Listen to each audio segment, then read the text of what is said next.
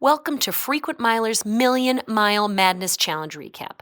This challenge was a little extra special considering it was the first ever second challenge that we've done in a single calendar year. And this challenge was full of surprises at every turn. First major mistake of the trip. Late-breaking change in plans. Quick update, some of the weirdness that's kind of happened today. There was plenty of adventure to be found. But before we dive into the madness, let's talk shop. What was this challenge all about? So SAS, Scandinavian Airlines, is doing this great promotion where they're offering million miles to anyone who flies 15 different SkyTeam airlines before the end of this year. So the Frequent Miler team decided, this is awesome. We're going to not only do that, but we're going to do it as a challenge. We decided that 3 of us are going to go after the million miles. And this took place in November of 2024. And fly at least 15 of the qualifying SkyTeam carriers.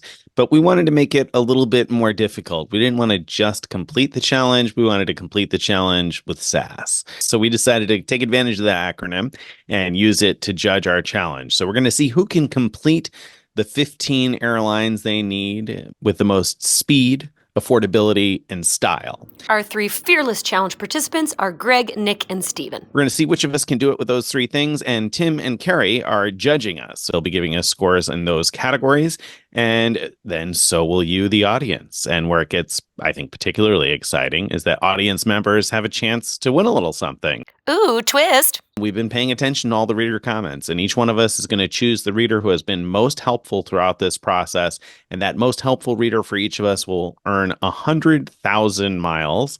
And then the one who helps, the one of us who wins this thing, is going to earn an additional 300,000 miles and 5 Hilton Be My Guest certificates. It sure was a challenge worth tuning in for, no doubt.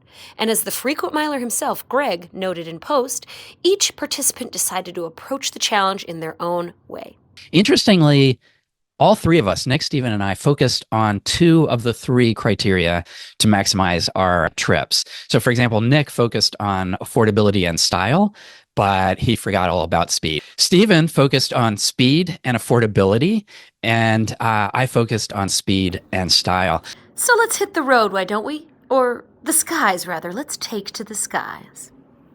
First out of the gate was Stephen, and he had speed on the mind. In fact, he'd made his way from Las Vegas to Los Angeles and all the way to JFK, logging over 17 hours of travel before any of our other contestants even started their engines. And true to his plan of affordability, he had a great deal to showcase for the first leg of his trip. So I just flew here on American Airlines. Flew from Las Vegas to Los Angeles in American Airlines First Class, and then business class from Los Angeles to JFK. And that was an absolute steal because I managed to book that entire trip for 21,500 miles, and then flagship business class because it also gave me access to the American Airlines flagship lounge in Los Angeles. Next to head out was Greg. He flew from Detroit to LaGuardia and had style on the mind with his first official bonus activity. What is happening here? I just had a wonderful spa treatment at an Equinox in New York City. Pretty stylish, but just wait till you see what Greg has up his sleeve. Can you guess what I'm doing next? Right. I'm here with Julian Keel of Points Path, and also a good friend, goes way back. And you can see behind me where I'm at. I'm at the Blade Heliport East in New York City, and about to fly off to JFK. Let's do this in style.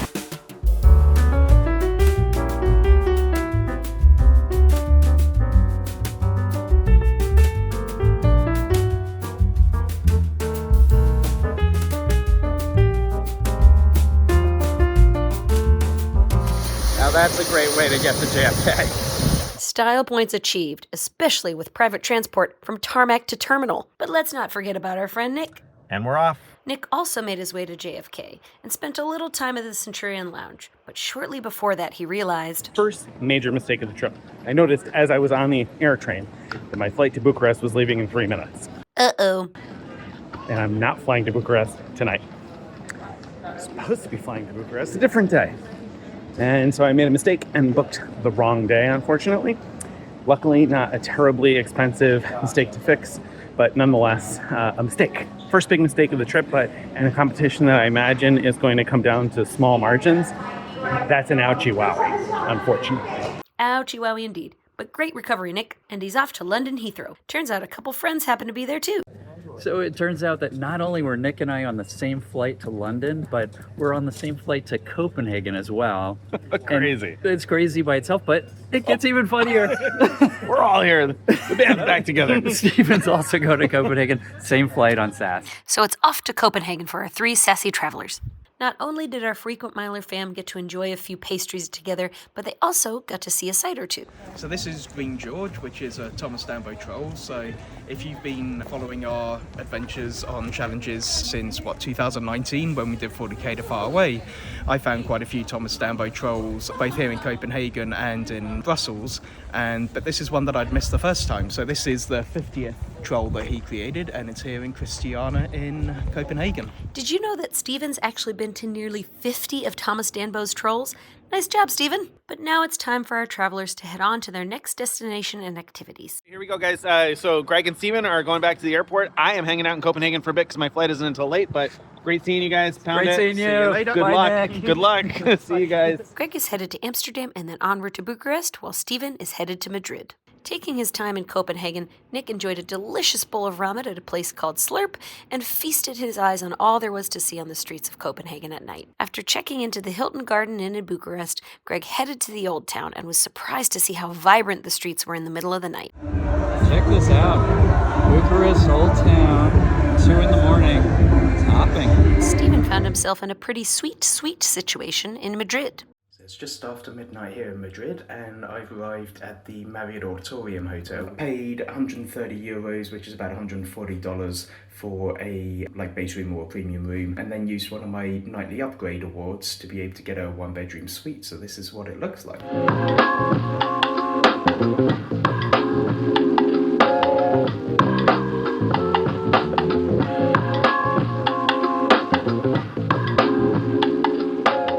After his time in Bucharest, Greg had a busy day of travel ahead, getting 3 qualifying airlines in one day. He flew from Bucharest to Madrid, to Amsterdam, and then on to Paris. Even though it was a full day, he got to enjoy some lounge access along the way. Meanwhile, Stephen had a little time to enjoy breakfast in his hotel, and then headed on to Paris. So a reminder that speed was not one of Nick's primary objectives. Flying on from Copenhagen to Bucharest, Nick stayed at the Hilton Garden Inn near the airport and had something special in mind. So while Greg and Steven are out there jetting here and there, running flight to flight at a breakneck pace, trying to get it all done as quickly as they possibly can, I gotta say, I have learned a little something from past challenges. And in our 3 Cards, 3 Continents challenge, Stephen Pepper taught me that sometimes you gotta kick back and relax, enjoy the experience, stop and smell the roses. You know what I'm saying? So that's why this morning I got a 5 p.m. late checkout at my hotel. I slept in as long as I wanted. And now I'm at Therme, Bucharest, the largest wellness center in all of Europe. This place is a great place to kick back, relax, a little self-care, a little self-love. You know what I'm saying? So my message to Greg and Steven is, stay well, guys, because I sure am. After his spa adventure, it was on to Istanbul for Nick. At this point, it was time for our first live check-in during the challenge. Welcome to your first live check-in. A little less mandatory than the last challenge, but you know what? Still pretty mandatory. We might think of it as kind of unstylish if you don't show up to one of these check-ins. Good thing everyone made it. Nick checked in from Istanbul, and both Greg and Stephen checked in from Paris. So I am in Paris as well, so local time is about 15 minutes after midnight. And just before the live stream started, realised that I'm at exactly the same hotel as Greg. So we're both staying at the Hilton Charles de Gaulle Airport overnight. Hopefully we'll have a chance to have breakfast together. Not only did we have the opportunity to check in with our travelers, but we also got a chance to check their points so far. After our first 3 days-ish of travel, Greg is in first place in style and speed. Nick is in first place in affordability, and Stephen is in second place in style. And some people have actually scored some extra credit points. So just to review, those extra credit categories are: stay at a Hilton hotel, film yourself learning something from a local, show us a hack to make economy class more comfortable, show us your savoir flair, which is impress us with your points and miles and travel know-how and creativity, and make friends with Fido. Take some time to relax with a dog.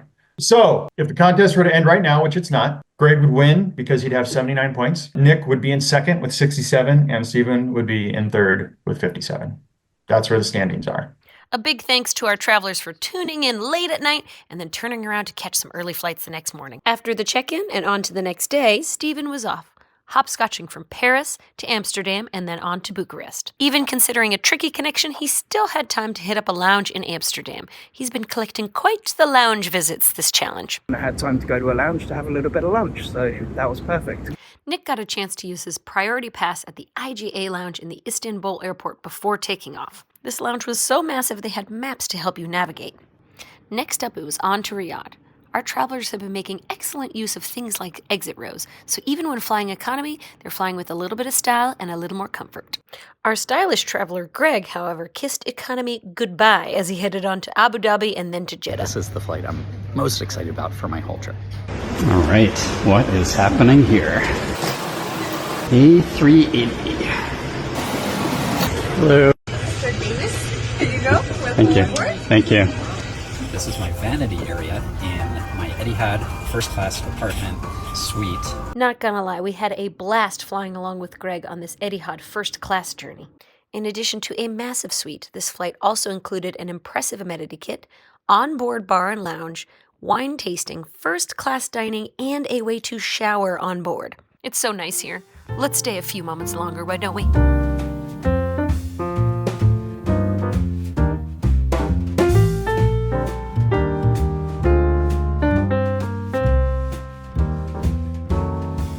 If this most luxurious flight had to come to an end eventually, at least Greg got to enjoy the Etihad First Class lounge in Abu Dhabi. Then it was on to Jeddah and on from there to Riyadh. His Jeddah connection got a little bit hairy considering he had to transfer to a domestic flight. I had a tight connection. It took a long time to get through, visa and passport control. So it was 20 minutes before departure, not 20 minutes before boarding, 20 minutes before departure when I got through security, and I ran because I'd gotten a text saying they were going to close the doors 20 minutes before. I literally ran through the airport all the way to the gate, made it just in time. But wait, even more craziness was afoot. Another strange occurrence happened once Greg got to Riyadh for his connection to Doha. I made it on time, went to the lounge. I couldn't believe it. Nick was sitting in the lounge. Well, would you look at what the cat just dragged in? If it isn't Greg the frequent miler. So he and I are on the same flight. We're now on a Qatar flight to Doha. So I clearly don't need to take pictures of my seat since Nick is taking all the pictures we need for both of us. Nick's Doha connection gave him a little time to enjoy the Qatar Airways business class lounge before heading onward to Hanoi. While Greg and Nick head east, Stephen's had a little time to kill in Bucharest. And we gotta say, he's been crushing it with these suite upgrades. These are shots from the InterContinental in Bucharest. Unfortunately, Stephen's plans of sightseeing for the day were foiled. So I'm a little disappointed this morning. I'm here in Bucharest and I'd arranged to go on a free walking tour of the city, and so that seemed like a fantastic way to get to see a little bit of the place before I catch my flight out. And we know you're going for the affordability win as well. Only thing is, I don't know if you can see, but the weather, it's raining out there, actually kind of looks like sleety snow stuff. So because I would be going straight from that walking tour to the airport, I wasn't too keen on walking around out there in my only pair of footwear and getting completely soaking clothes when I've got no way to dry everything off, and I'm going to be traveling pretty much non-stop for a few days. And thankfully, the InterContinental was a lovely place to avoid the rain. With a fair amount of back-to-back flights ahead of him, Stephen took off from Bucharest to Athens and then on to Jeddah. He started off with some good fortune in economy and was feeling the competition. So Greg and Nick have both enjoyed Reyes business class, where they've had an empty middle seat next to them. Well, I take the Reyes business class and upgrade that to Pepper first class. Yep, I have an entire economy row all to myself. And the luck continued. So I just boarded my Aegean flight from Athens to Jeddah, Saudi Arabia, and I'm currently in a middle seat with no one sat right beside me at the moment, so fingers crossed that I might have the entire row all to myself. While Stephen was in transit, Nick had an opportunity to get a little rest in Hanoi at the Hilton Garden Inn. But of course you all know that classic phrase, there's no rest for the frequent miler. So he used the opportunity to show frequent miler followers how he packs his bag for travels and how he does his laundry in the hotel room. Check out our Instagram profile for the full scoop. It wasn't long before Nick was back in the airport and headed to Bangkok. We last left Greg in Doha with his convergence with Nick. From there he went on to Jakarta, where he spent the night in a Sheraton Airport Hotel. Both he and us viewers were impressed by its resort-like vibes.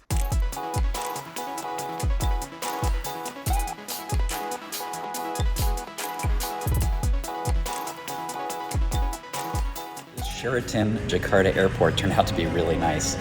I paid only 10,000 Marriott points, and my welcome gift to check-in is 1,000 points back, so net 9,000 points for what's essentially a resort right near the airport. And back to the airport he went, onward to Bangkok. Greg may have been flying high in first class not long before, but he still had a few economy tips for us on his Bangkok flight, including... Here's a trick to have a little more legroom in economy.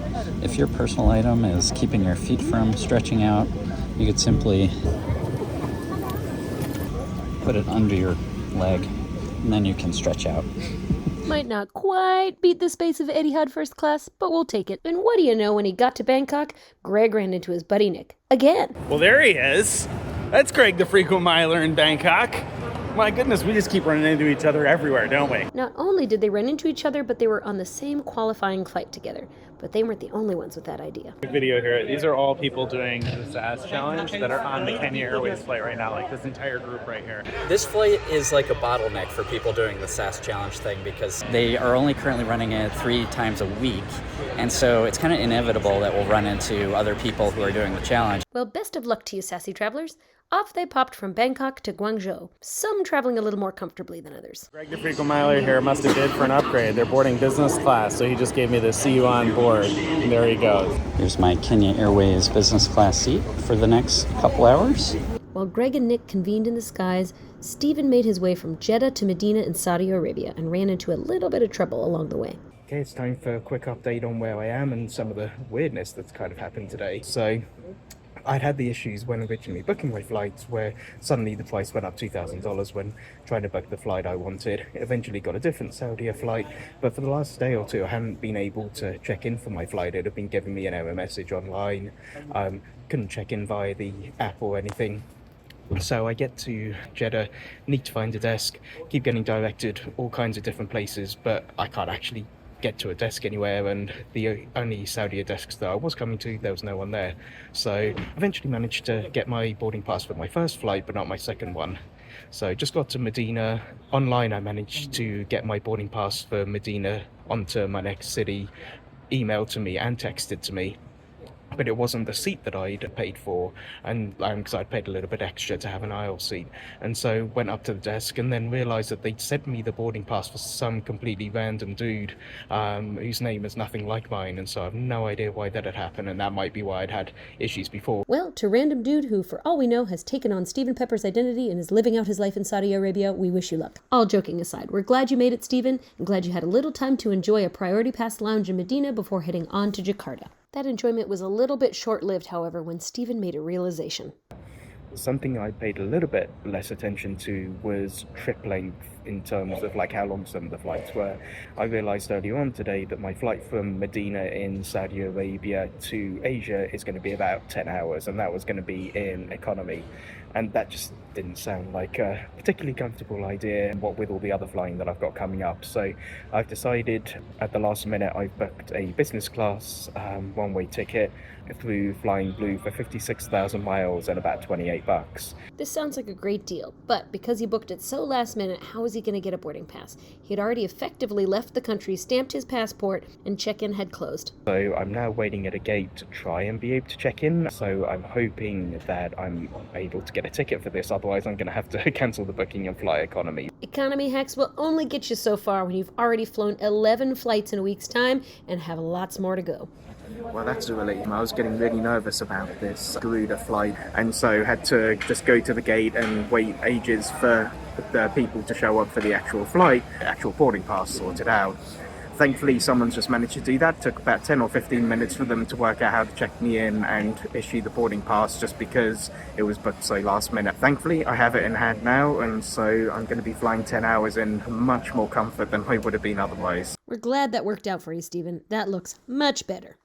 By now we're getting close to the next live check-in time, and we have to catch up with Greg and Nick. As much as we'd like to tell you it was smooth sailing, they ran into issues as well. Greg was in Guangzhou trying to make his way to Hanoi, Vietnam. For this trip, I had thought through a lot of contingencies, like what I should do if I miss a flight, but I never thought through this particular situation. I arrived in China from the Kenya Airways flight. I have an onward flight to Vietnam. So I went to the international transfers desk. They looked through all my stuff. They, of course, asked to see the Vietnam visa. which I had. I had it printed out and ready to go.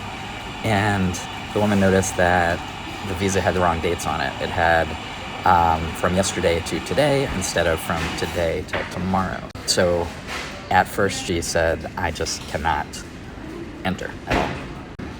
So I pushed back a little bit and I pointed out that I have an onward flight from Vietnam tomorrow.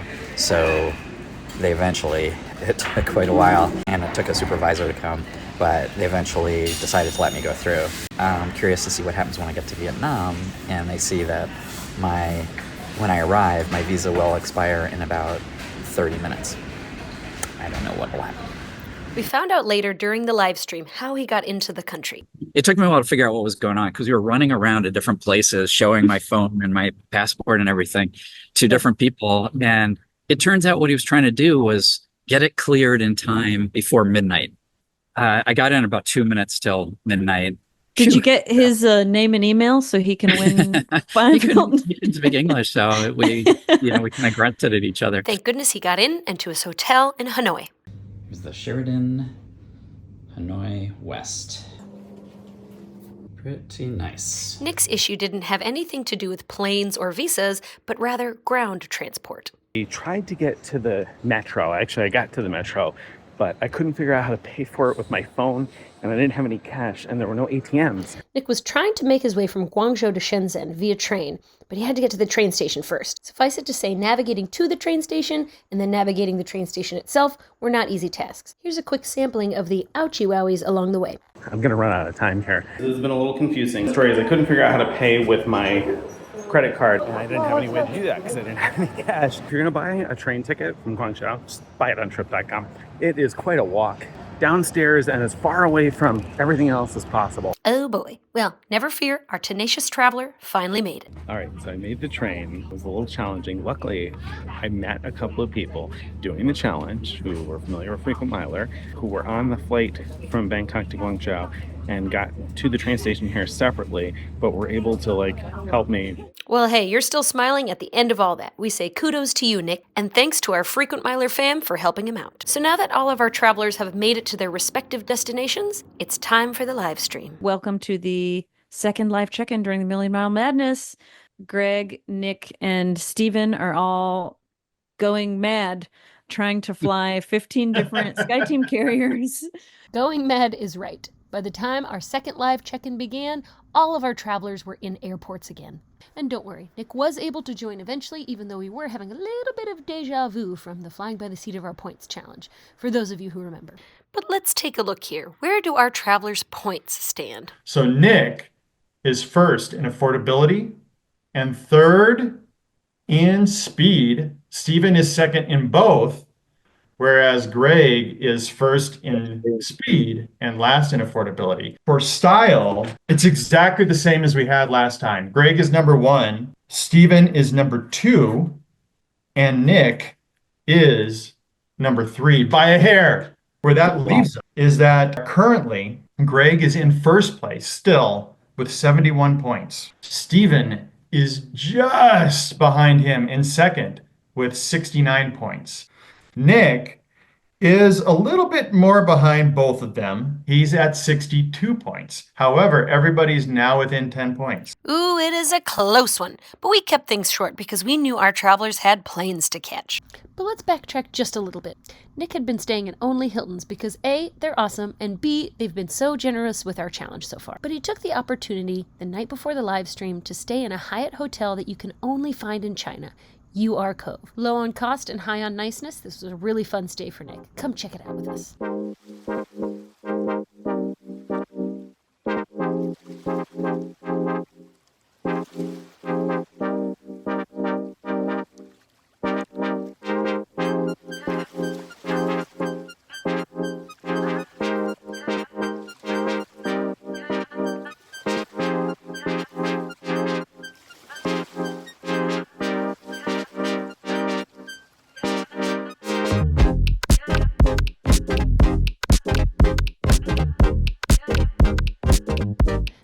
After a nice night's stay, but then a disappointing morning trying to use the ferry to get to the Hong Kong airport, which was unsuccessful, and after the live stream, Nick was on his flight to Taipei. Stephen was headed out from Jakarta, but ran into some issues with immigration. I'm not even sure that I need to be through immigration because I flew into Jakarta and I have another flight out in a few hours' time. And so in theory, I can just transit through the airport without needing any kind of visa. So I went to the transfer desk. I was there for like 20 to 30 minutes with a guy who didn't have any clue about transit visas.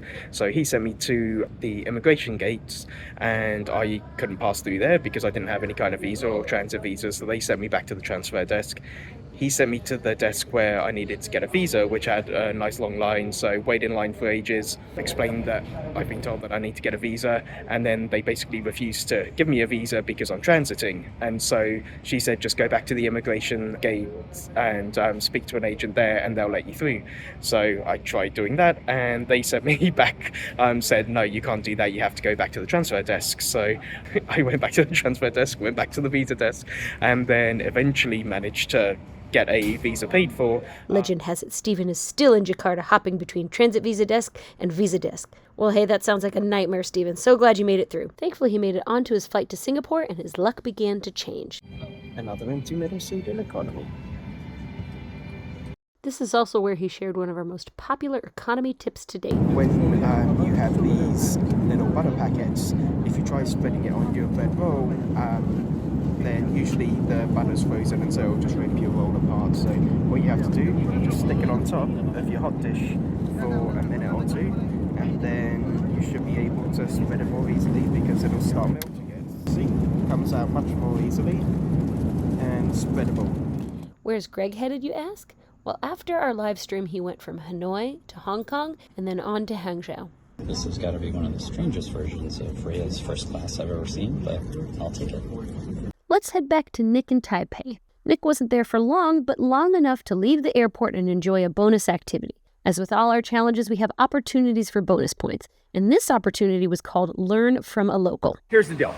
Before I worked for Frequent Miler, my wife and I worked for a company based here, and so we became friends with people who worked in the main office here. I'm particularly excited about this stop on the trip because when Tim and Carrie added the challenge to learn from a local, I knew exactly what I wanted to do. All right, so I am here in Taipei with my friend Sharon. Say hi, Sharon.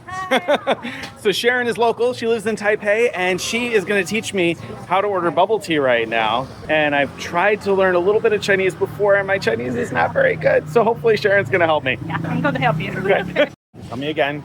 波茶奶茶 波巴奶茶 Very good. 你好 one 波巴奶茶 All right, bubble tea.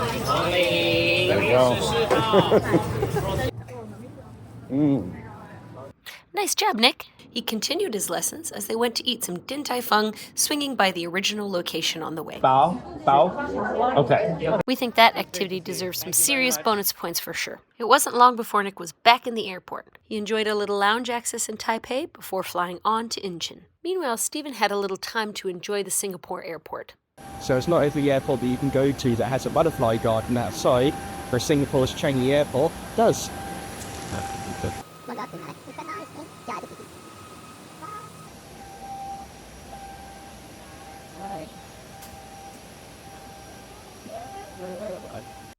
One of the things that's come in most handy on this Million Mile Madness trip, it has been a priority pass. Having access to all of these lounges when you're flying in economy class is absolutely fantastic, and I'm currently in the Mahaba Lounge in Singapore Airport, and this is my 9th priority pass lounge of the trip. Stephen moved on from Singapore with a tight turnaround in Ho Chi Minh City and then on to Incheon. Let's check back in with Greg. We last left him in China, and now he has an opportunity to stretch his legs a little bit. I'm in Hangzhou, China at the Canopy by Hilton West Lake, and this hotel is a trip. Room is really nice. This hotel was super cool. Let's go check it out.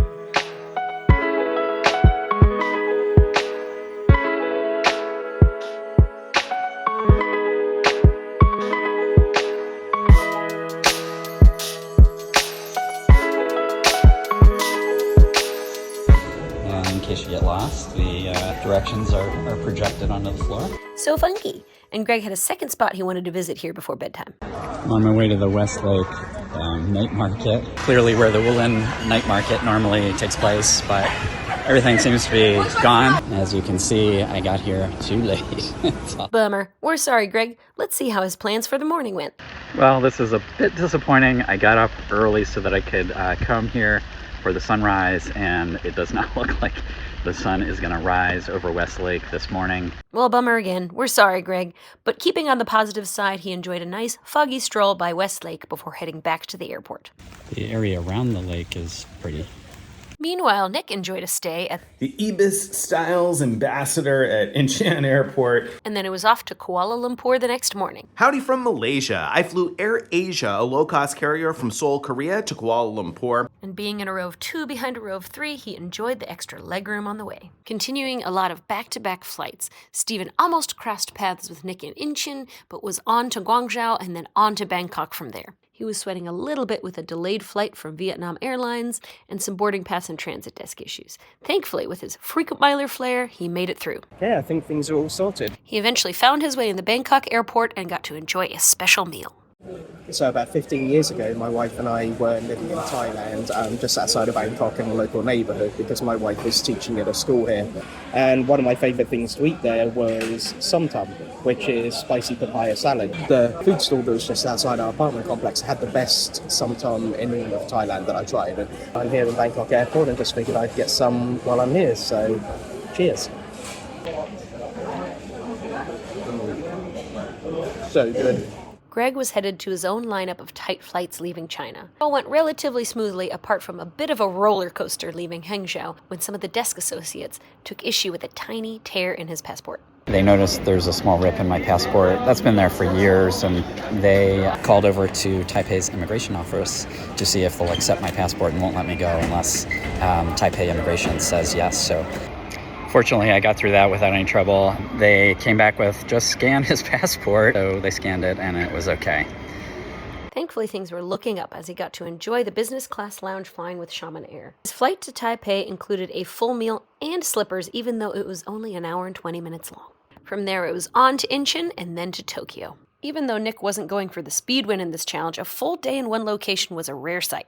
And he got nearly that in Kuala Lumpur, where he stayed in a unique DoubleTree hotel. I'm here at the DoubleTree Koala Lumpur, which is inside a shopping mall. That's the check-in desk on the left-hand side. Kind of interesting, but if you want to do some shopping and then come back to your room and relax, the room is very nice and comfortable, clean. Everything is pretty modern, and like I said, it's just really well kept. In the club lounge, my goodness, one thing I love about a good club lounge is a club lounge that understands that it's not just appetizers. You're going there for dinner and they're going to feed you. So this place had a whole bunch of different stuff, including a station with a chef live making some dishes. Great stay here at the DoubleTree Kuala Lumpur. While Nick got a moment to rest, Stephen was headed on more back-to-back flights. He flew from Bangkok to Xiamen and then on to Kunming, and he also enjoyed some business class reflections. So if you're in a business class seat and there's no one in the seat next to you, does that make this Pepper first class too?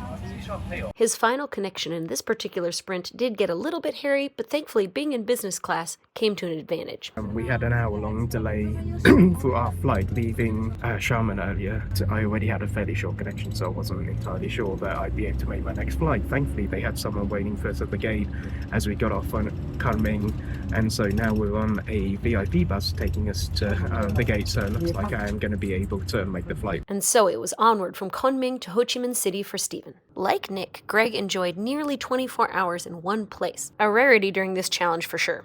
He found himself in Tokyo for this visit and got to stay at the elegant Conrad Hotel, shots of which you see here. Greg enjoyed several activities while in Tokyo, and first off, he wanted to get some bonus points by learning from a local.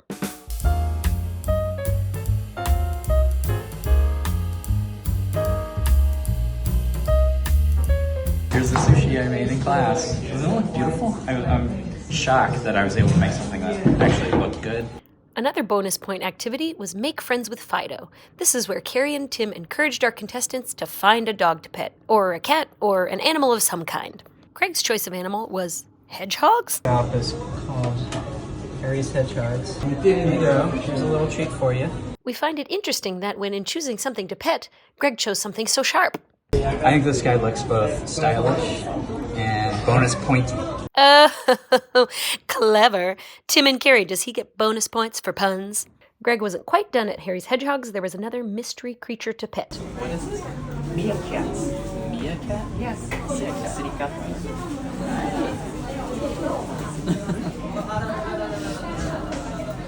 Oh, a meerkat. Now I see what you're saying. It's a meerkat. It's a meerkat. Wow. While Greg was racking up the bonus points, Nick was headed back to the airport. Today I flew from Kuala Lumpur, Malaysia to Jakarta, Indonesia on Garuda Indonesia in business class. After this flight, he had a little time to lounge it up in Jakarta, and then it was back to Kuala Lumpur and on to Xi'An. Meanwhile, Stephen finally had a chance to rest his head, and he did so in Ho Chi Minh City. Back at the start of the challenge, Greg got a really nice massage at Equinox Spa in New York, and then a couple of days later, Nick went to the Therme Spa in Bucharest and had a nice relaxing day. Well, it's coming to the end of my trip, but it's time for me to indulge a little. But of course, even when indulging, Stephen had that affordability win in mind. So I just had a nice 75-minute hot stone massage for less than $20. And you know what makes a little R&R even better? A little something tasty to eat. So seeing as I'm in Vietnam, I figured I should probably have Jeddah. When we lived in Bangkok, there were often street dogs wandering around, so I'd figured that for the extra credit challenge where I have to pet some kind of dog, that it would be possible to do that once I got to Ho Chi Minh in Vietnam, because I figured, well, there's probably going to be like some kind of street dogs wandering around. Surprising lack of street dogs here. I haven't seen any. There was a petting opportunity though in the noodle restaurant where I had pho. Bonus points achieved. And so it was time for Stephen to start making the long trek home. He flew from Ho Chi Minh City to Taipei and then on to LAX. Greg was scheduled to head back to the US around a similar time as well, but he made just a slight change in plan. Late-breaking change in plans. I was scheduled to leave Tokyo Saturday night. Even though I was checked in and everything and ready to go, I got a late-breaking tip from a reader who pointed out that the specific type of flight I've been waiting for was actually available. So I was able to snag that, canceled the United award I had for going home on ANA. I had to uncheck in first, and I booked this new flight, which you'll hear more about very soon. We can't wait to hear all about it. Greg's change of plans meant he had to spend another night in Tokyo, and the Conrad was all booked up. So he moved over to the Hyatt Tiananmen Hills, which was beautiful. Before we see what Greg has up his sleeve, let's see what Nick's up to. I am probably more excited about the next couple of stops on this trip than anything else so far. Nick has surprises up his sleeve as well. Very much looking forward to a big finish over these next couple of days. Last we left Nick, he was on his way to Xi'An. He made his way there, and then he found himself on a boat? Where are you shipped off to, Nick? Turns out Gulong Yu, an interesting island right near Xi'An. While we see the sights with him, we'll let him tell you all about it. So there are a few interesting things about Gulong Yu, but one of them is that it is basically a pedestrian-only island. There are no cars, there are not even bicycles. It was settled by different foreign groups, actually. So it was basically an island for foreigners for a long, long time. Sometimes called like the music island or the piano island because there are more pianos per capita, I guess, than anywhere else in China. And in fact, a number of the most famous classical musicians from China come from this island. Architecture is supposed to be really interesting because it's a mix between foreign architecture and kind of traditional Chinese architecture. What a cool place to visit. Well, it wasn't long before Nick had to head back on the ferry so he could get back to the airport. Next up, he was flying to Xi'An. So what did Greg have up his sleeve, you ask? Turns out he got a last-minute booking in Japan Airlines First Class, headed back to the States. I just breezed through security in like 12 seconds, thanks to being in a Japan Airlines First Class passenger. Not only was this flight going to be amazing, but also it meant that Greg got access to the Japan Airlines First Class lounge in Tokyo Haneda Airport. Check this place out.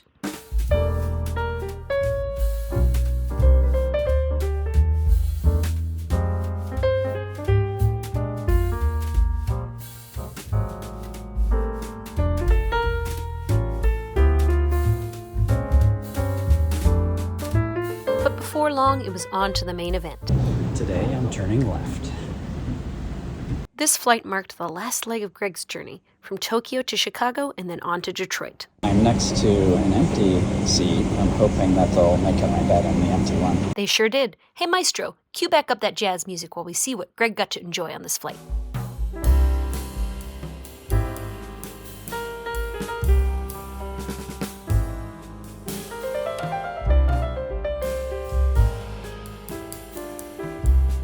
But beyond the luxurious food and comfort, there was another key reason Greg wanted to book this flight. In our Party of 5 challenge, one of my favorite experiences, one of my favorite experiences of all time, was when our entire team was flying ANA First Class, and we taste tested all of the whiskeys on board, and we all loved the Hibiki 17.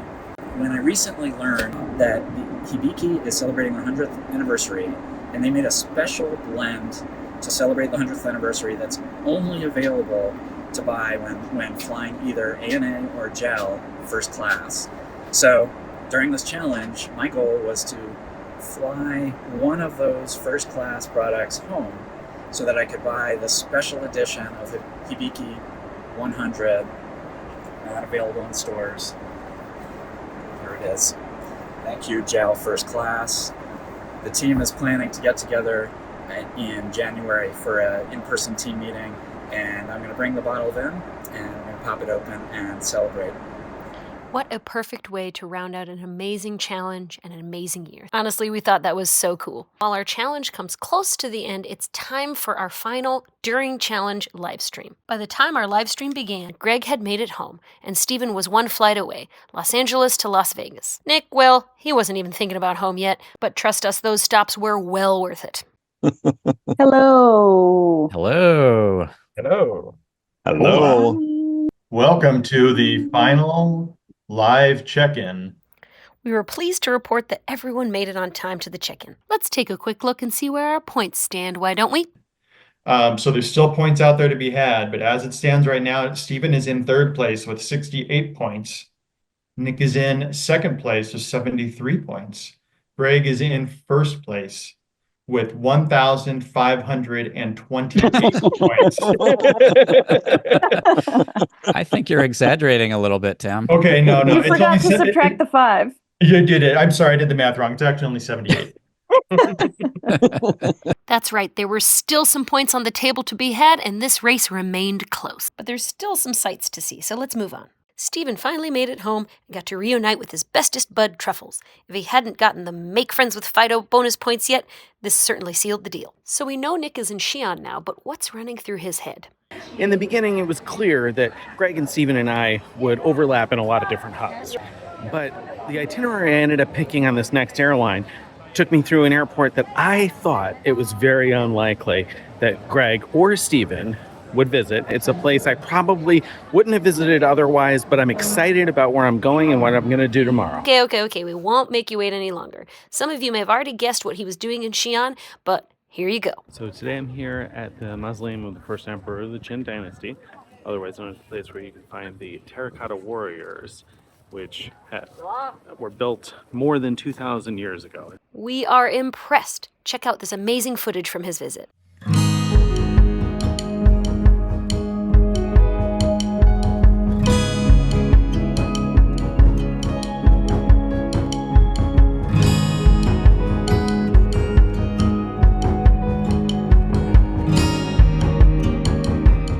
Simply amazing. And while not much can top the Terracotta Warriors, his stay the night before wasn't too shabby. Also staying in a canopy by Hilton like Greg did the week before, this one was equipped with a full exercise area, including a boxing ring. Come on, Greg, let's go. You ready? After an epic few days in China, it's time for Nick to head west. During his flight from Xi'An to Dubai, he had an economy hack of his own to share. And I have a hack for economy class. Here it is, ready? It's only uncomfortable when you're awake. After landing in Dubai, Nick actually ended up taking a taxi over to Abu Dhabi. And if economy was getting to him, don't worry, he had just the remedy. Let's go see what this is all about. That's right, Greg wasn't going to be the only one flying Etihad First Class on this challenge. And before taking off, he enjoyed a little time in the lounge, which included a complimentary 15-minute massage. I just got my free complimentary massage, and my goodness, that was terrific. I'm not usually a massage guy. That was excellent. It was time to fly.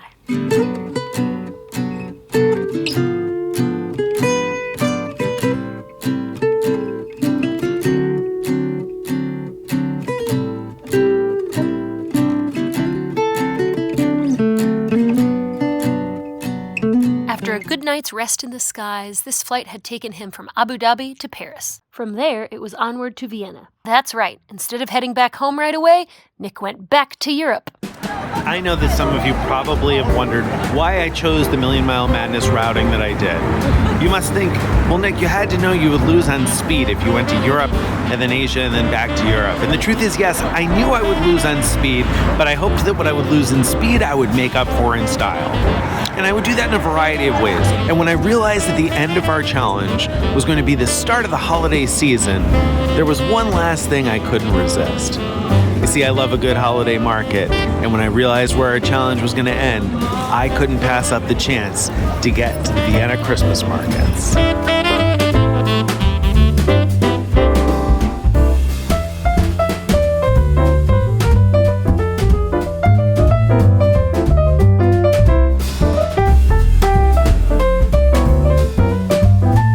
That's right.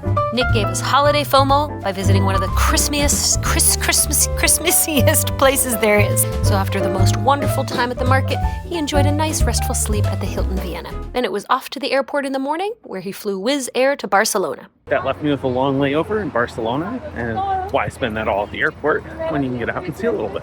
If this challenge was based on places traveled, Nick would win it for sure. He did use a site called Gigabrain to find local recommendations while he was in Barcelona. This led him to a market, but unfortunately, it was mostly closed. But no harm, no foul, he enjoyed the walk nonetheless. He had just enough time in Barcelona left to enjoy a delicious meal at a place called Local Tapas. A place called Local Tapas in Barcelona. Highly recommended. Well, after a good day wandering a little bit in Barcelona, back at the airport to take my Air Europa flight from Barcelona to Madrid. With one more sleep ahead of him before the long journey home, Nick stayed in the Hello Sky Hotel in Terminal 4 in Madrid's airport. And thus the time hath come for our weary traveler to finally make his way home. For his final stretch, Nick flew from Madrid to Paris and then home to JFK. And now, the biggest question of the day, one we've all been waiting for. Which of our frequent milers, Greg, Nick, or Stephen, won 2024's Million Mile Madness Challenge? On November 26, 2024, once everyone was home, our frequent miler team hopped on a live stream and tallied the rest of the points. Before we announce the winner, let's share a couple quick stats. Altogether, our frequent milers flew just a little over 60 flights, including SAS qualifying flights and positioning flights. Greg ended up winning out on speed, making it in a little over 9 days. As far as cash was concerned, Stephen won affordability, spending just a little more than $5,000. For our full points breakdown, feel free to visit millionmilemadness.com. There you can find all the nitty-gritty details. Before we share our travelers' final scorecards, let's cut to the chase. Who won the challenge? The winner of the 2024 second annual challenge. Carrie, can you see who won? Can you see who it is? I can see who it is. It is, Who is it? Greg, the frequent miler. Greg wins again. Congratulations, Greg! What an epic journey that was. In a few seconds here, feel free to take a look at our travelers' final scorecards that can also be found on millionmilemadness.com. You can pause the video for a little light reading. We'll give you a couple moments.